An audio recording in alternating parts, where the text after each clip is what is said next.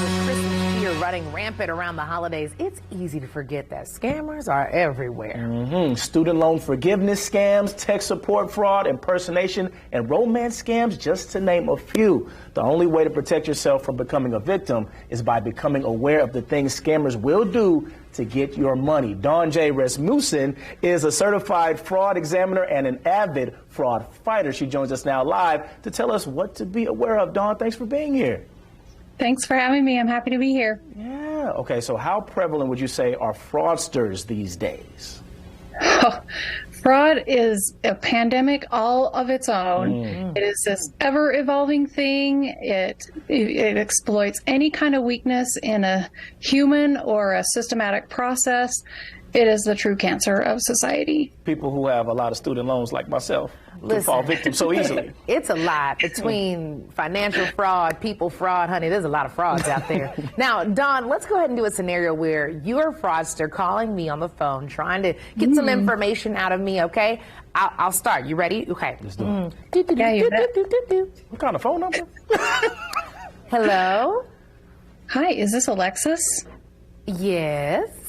Ding. Bzz. I just got you, Alexis. Dang, Do you want to know why? Whoa. Because the word yes is very powerful, and a fraudster knows it. And the minute he can get that word to come out of your mouth, whether you know it or not, you have just opened yourself up to him psychologically. Whoa. And now you're willing to say yes to bigger things.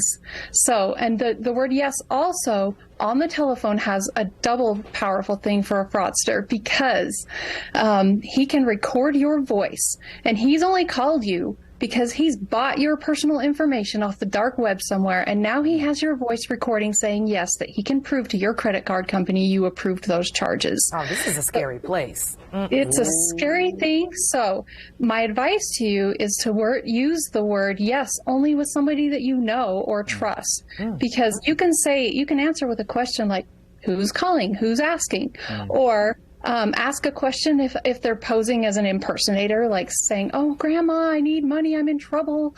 Ask them a question only grandma would know, like, do you like the shoes I sent you last week? Only they would know if you actually sent them some shoes, you know?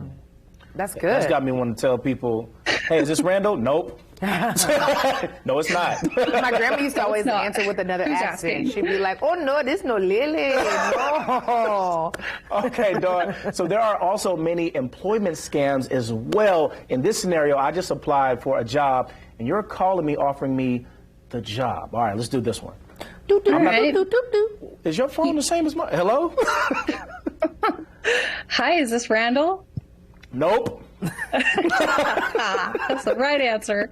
Okay, so hi, Randall. I received your job application. And so what we would do is we'd kind of have a conversation, and I would ascertain whether or not you are really interested in the job or if you're just kind of applying. And if you're really interested, I'll be like, you've got the job. Come on down. Let's have an interview. It's basically yours.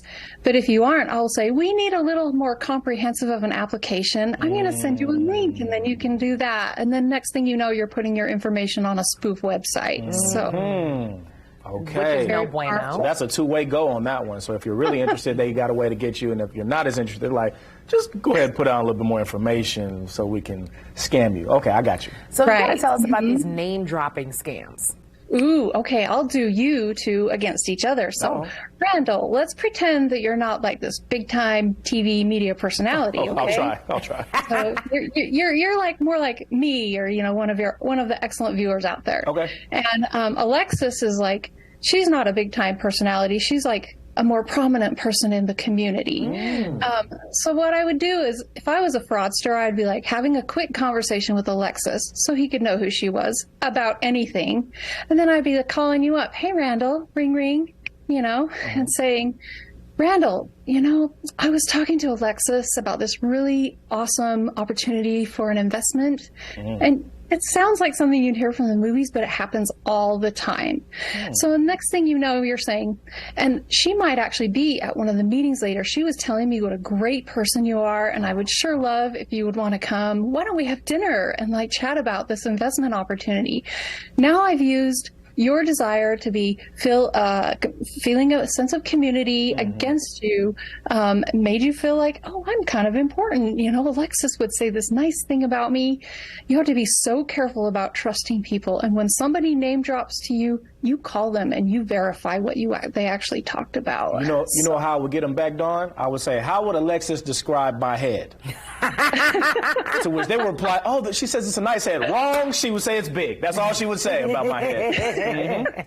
Well, you know what, Don, we want to tell viewers all about your novel about a fictional fraud examiner. It's called 12 for 12. It's available everywhere books are sold. Don, come back anytime, my friend. Thank you so much for arming us with the things that we need to know so that way we're not scammed by all those scammers. Yeah, that's right. Because these student loans, they make you vulnerable, Dawn. These student loans make you vulnerable. Yes, they do. Absolutely. It's a big scam right now, so be careful. We will. Thanks again. I'm going to just Thanks answer so the phone much. like, you don't know, I know Dawn. That's right.